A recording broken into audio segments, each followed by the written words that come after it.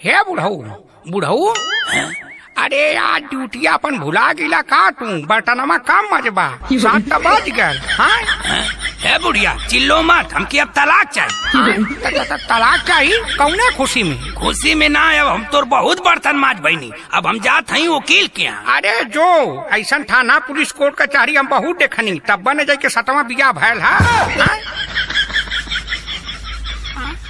बुढ़ऊ, अरे तू तो वकील के यहाँ जाता लाना हो।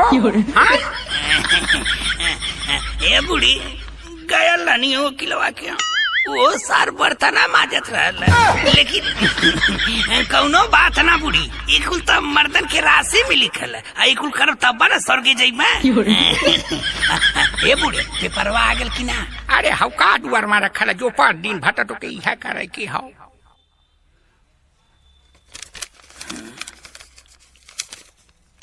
पतनी फेंको लैला लाओ, पतनी फेंको लैला लाओ। ए बुढ़ी बुढ़ी, अरे का चिल्ला लेता रे लौड़ा का पुटी नमा भार। ए बुढ़िया हम निकलो यहाँ से, तुम्हारा काम खत्म हो गई। हाँ काम खत्म हो गई? कैसान? अरे बुढ़िया है मोदी जी का आदेश आ गया पेपर में कि पतनी फेंको लैला लाओ। जवन काम कोर्ट कचहरी ना का पौला मोदी जी का देना। वाह मोदी जी, क्या करे कैसन जात जात फिर एक बड़ा कत्तर से मार दे लिखल था कि पतनी फेंको लैला लाओ। करे लौड़ा का पुट यही माले कहिला कि अपने चश्मा का नंबर ठीक कराओ। हाँ यहाँ साफ साफ मोदी जी लिखले हमें कि पन्नी फेंको थैला लाओ। अट्टा लौड़ा का पुट पढ़त हवे कि पतनी फेंको लैला लाओ। हाँ मोदियो जी के साथे साथे बदनाम करत है। 15 जुलाई। हाँ 15 जुलाई। हाँ वो बूढ़ी आज तो अपन साल गिरा हवे। हमने झूठा झगड़ा कर जाता, तैयारी किया जाए हम लोगों की साल गिरा की। हाँ बुढ़ऊ अब की 1 नंबर का 2 गोल वाला बिरहा करा एकदम कंपटीशन में।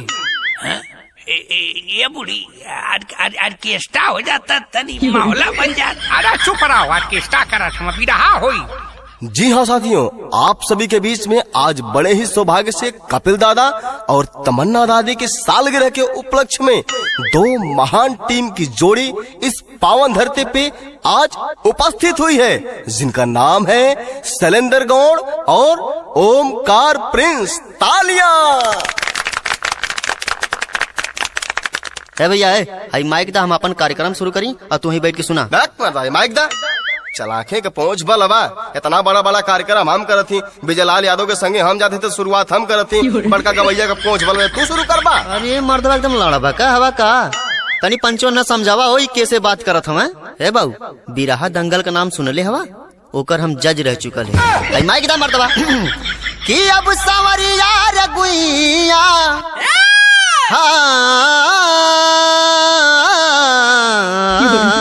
हो रहा कि बहरा निकल गेलू ए रानी हाई सड़िया में, कि बहरा निकल गेलू ए रानी हाई सड़िया में, मन करे डाले दी अंगुरिया तोहरे।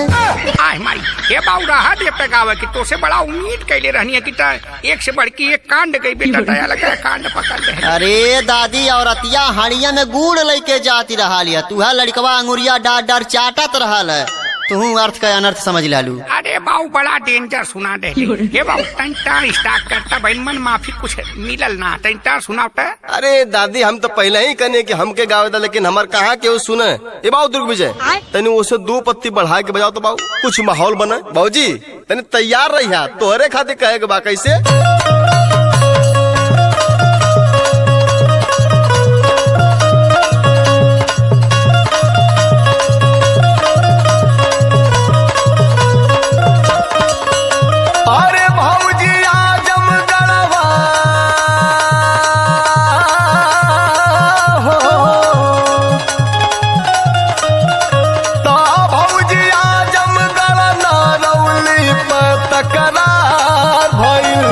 तोहरा बदमार भइल ना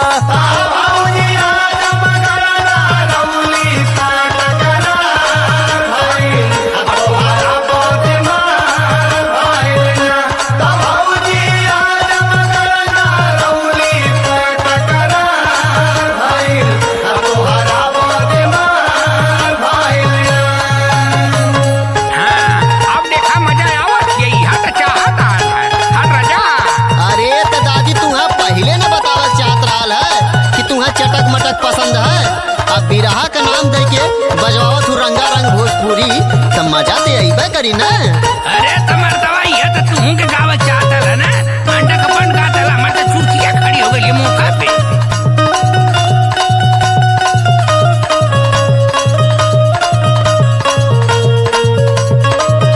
और अगवा का भइले भौजी सुनत हौ ना कि घूमी घूमी खइलू खूब नाना दे, घूमे घूमे खाइलो खूब ननवे, घूमे घूमे खाइलो खूब ननवे, पलहनी चौक सिधारी रोडवे, पलनी चौक सिधारी रोडवे, पलनी चौक सिधारी रोडवे, त घूमी घूमी खइलू खूब नानवे, पलहनी चौक सिधारी रोडवे। भौजी डिया बिकाल जपरा नैना चार भइल आ तोहरा बदे मार भइल ना।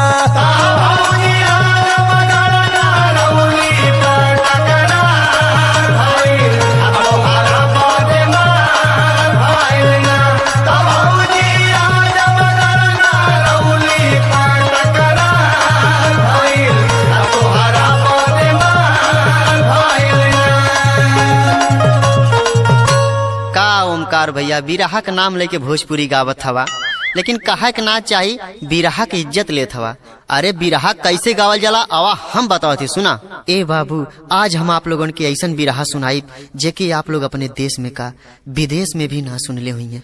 देखी भैया मतारी गरीबी में अपने दोनों लड़का का पालन पोषण करत पाए भैया।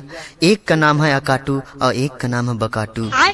बैगन धीरे धीरे समय बीतल बा ये भैया, भगवान वह दोनों लड़का के ऊपर से बाप का साया छीन लाले बाबू। और मतारी अपने दोनों लड़का के गरीबी में कैसो न कैसो जियावत बा ये भैया। केहू के घर में जाके चूल्हा चौकी कई के कैसो अपने लड़कन के जियावत बा ये भैया। एगो दुख तो रह बकेले बाबू, तबले भगवान करे बड़का लड़का के छीन के दुख का पहाड़ दे दे भैया। मास्टर तरज का लाइन का लगल कि चूसता देवरा चूसता देवरा चूसता उठवा के लालिया हमार देवरा चूसता।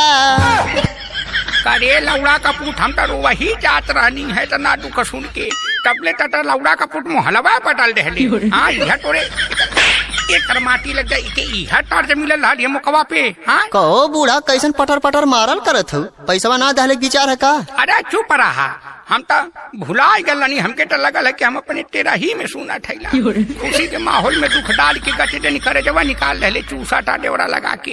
बा जब तू वही मन कहू बिरा उरा ना सुने के तल्या हम तड़कता भड़कता सुनाओ थिला सुना।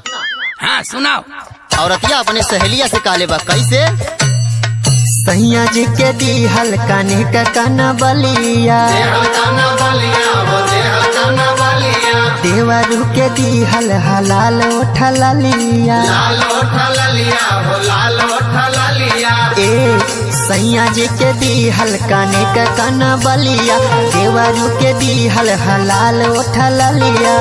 तो मोहरे नहीं हरे का हो मोहरे नहीं हरे का ये गोरे सोनार हो न दुनिया उधार देले बा। मोहरे नहीं हरे का ये गोरे सोनार हो न दुनिया उधार देले बा। तो मोहरे नहीं हरे का ये गोरे सोनार हो न दुनिया उधार देले बा। मोहरे नहीं हरे का ये गोरे सोनार हो न दुनिया उधार देले बा। मोहरे नहीं हरे का ये गोरे सोनार हो न दुनिया उधार देले बा। दादी बतौले तो जरूरत ना होई कि के बढ़िया गौले के खराब गौले। अरे बाऊ सब जाने बढ़िया गौला है। हाँ हाइला 335 रुपया है, दोनों जाने रास्तवा में आधा आधा बांट लिया। हाँ जा दूंगा। अरे दादी पगलाई लो 335 का हिसाबवा कैसे हुई। अरे चुटिया का पिंजरा हवा 35 रुपया खा लिया लोगन मिल बांट के और 150 रुपया लोगन बांट लिया। हाँ सही कहलू। चला हो अपन बोरिया बिस्तर बनाओ, चला चलल जाए।